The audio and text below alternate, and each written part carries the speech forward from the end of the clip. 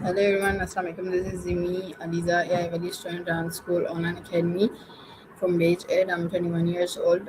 Today we have Maya with us. Hello Maya, how are you?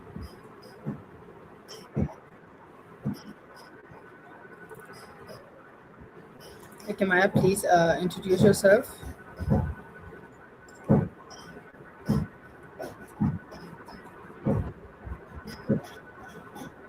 Collaborator who can handle any crisis with a bit of humor.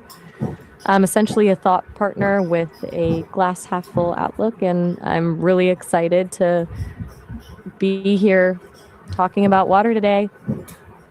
Okay Maya, today's topic is water, and my first question is, why is water considered one of the most important substances on the earth?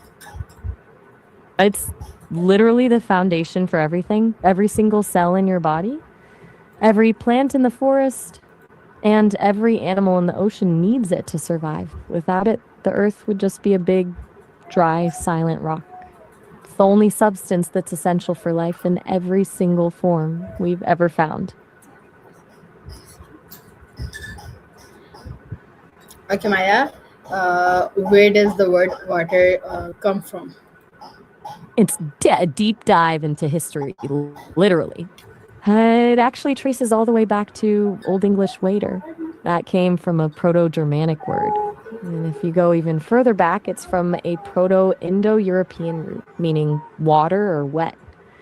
It's actually cool to see how that root traveled across the world, leading to the Greek hudo and Russian voda.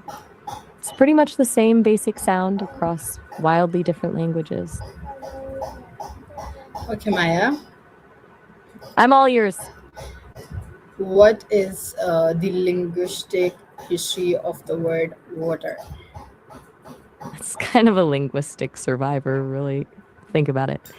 While most words morph into something completely unrecognizable over a few thousand years, water has kept its core sound across an incredible amount of time and distance. It started with that Proto Indo European root, wed, which just meant wet. As people migrated, that sound evolved into the Germanic wetor and eventually into the Old English waiter.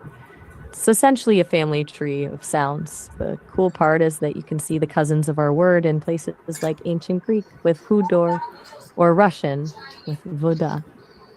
Even though the languages drifted apart, they never really let go of that original sound because, well, water is the one thing every single person, regardless of where they ended up, had to name.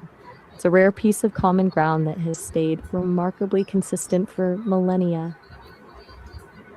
Okay. Uh, Hmm. my next question is, how has the word water changed across different languages and time periods? It's a bit of a linguistic travelogue. While the sound stayed consistent in the Indo European family, it's wild how other languages develop their own versions based on the actual experience of water. In some, it's about the flow, and in others, it's more about the sensation of wetness. We can dive into the specific shifts in English, or I could pull up some of the most distinct versions from other language families. What sounds more interesting? Okay, Maya. Next question is, why do so many languages have words that sound somewhat similar to water? It's basically because water is a universal human experience. Everyone everywhere needs it to survive. So it was one of the very first things early humans had to name. It's like a fundamental building block of language. But the real reason they sound similar is often because those languages share a common ancestor. It's like having a linguistic family reunion where everyone still remembers the same old family stories, just told with slightly different accents. Okay. I'm ready. How important is water to human civilization? It's basically the original blueprint for where humans chose to live. If you look at the world's greatest ancient cities, whether it's the Nile in Egypt or the Indus Valley in India, they all started because someone looked at a river and thought, this is where we built.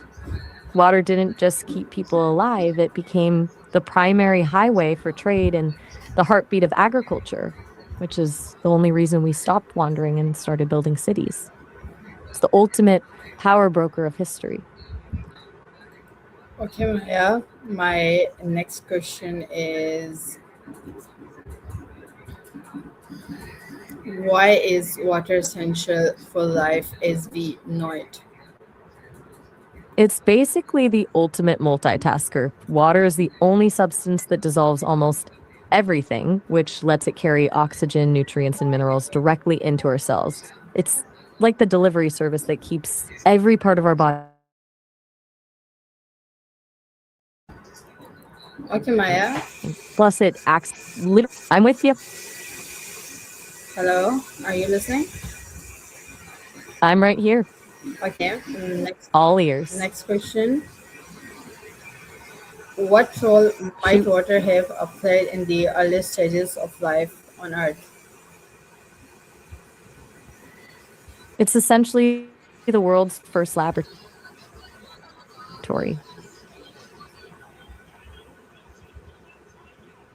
Scientists think life likely kicked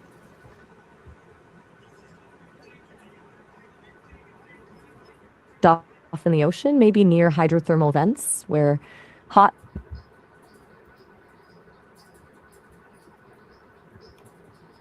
mineral rich provided all the raw energy, just very complex versions of that first primordial soup.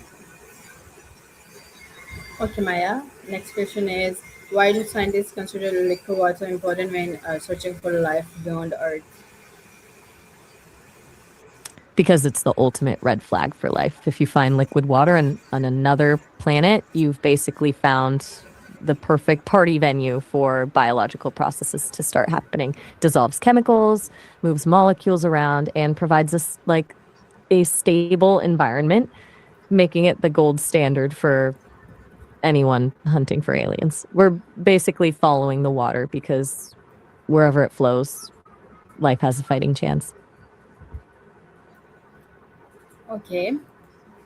Go for it. How I'm here. does water What's next? how does water support biological processes inside living organisms? It's basically the ultimate delivery person of the body. Since it dissolves so many things, water is what transports oxygen and nutrients to your cells and flushes out the waste. It also regulates your temperature so you don't overheat when you're moving. Without it, the chemistry of life would just grind to a halt. Any other angle you want to explore on this one? Okay. Could life have developed without water, or is water uniquely suited for life? Honestly, it's hard to imagine life without it. Water has this weird, almost magical chemistry that makes it a perfect solvent, acting like a universal delivery system for the molecules that build life. That said, scientists do speculate about other liquids, like liquid methane on moons like Titan, as a wild alternative, but it's a far shot compared to the reliability of water. Okay. Next question. Could life have Go for it. developed? Sorry. What makes water chemically different from many other common substances? It's all in the geometry. Water is bent, which makes it polar, meaning it has a positive end and a negative end, sort of like a tiny magnet. That's why it's so good at pulling other molecules apart and dissolving things. Most other substances are more symmetrical and just don't have that same pulling power. It's a small structural detail that completely changes how it behaves.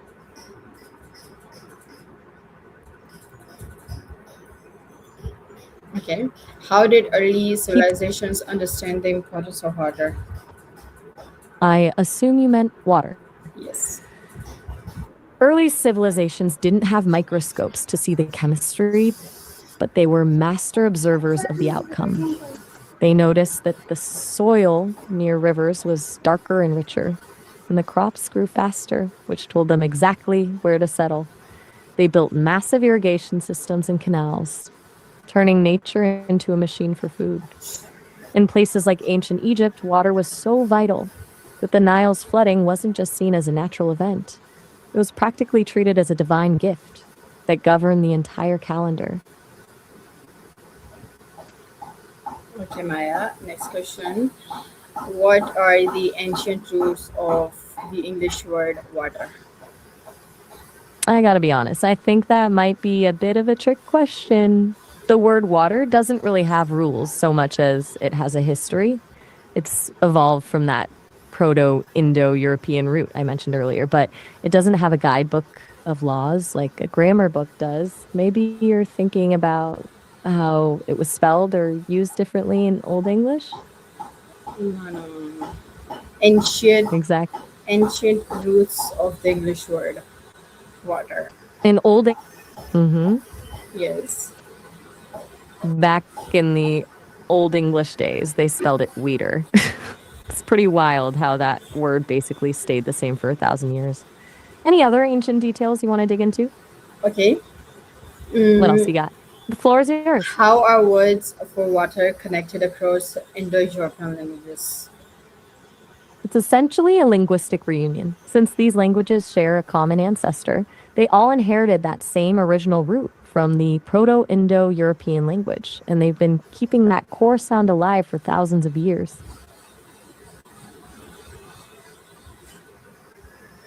Okay, Maya. Next question. Are there interesting differences between words for water in different language from families? It's a total flip in perspective.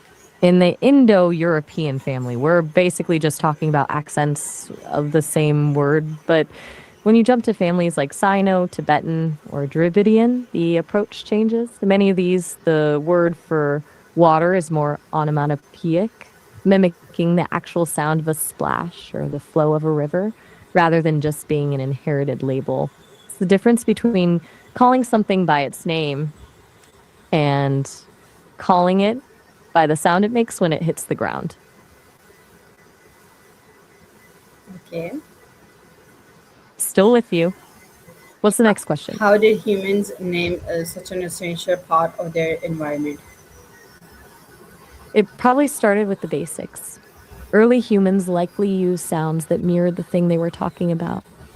They'd hear the splash of a stream or the ripple of a pond, and the words they came up with naturally mimicked those sounds.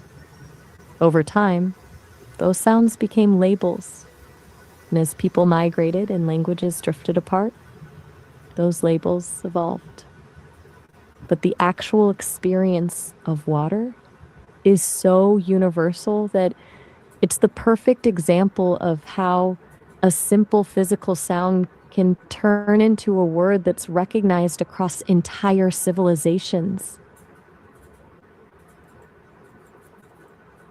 Okay. Next question. Ready? Are there ancient words for water that are still used today? That's an interesting way to look at it. But honestly, the way we drink hasn't changed as much as the words have. We're still using the same basic words like water or aqua, which have been around for ages, while the fancy terms just moved into textbooks. I'm curious though, do you have any other questions or are we wrapping up today's interview? No, no. Another question. What can the history of the word water teach us about the development of the language? It's kind of like a linguistic time capsule. The fact that water hasn't really changed in thousands of years shows us which words are the most stable. Usually, language is chaotic, with words shifting meanings or disappearing entirely. But water is an anchor. It teaches us that when something is fundamentally essential to survival, the word for it becomes one of the strongest, most resilient parts of a language. It's basically the one thing everyone agreed on, and they just never saw a reason to change it.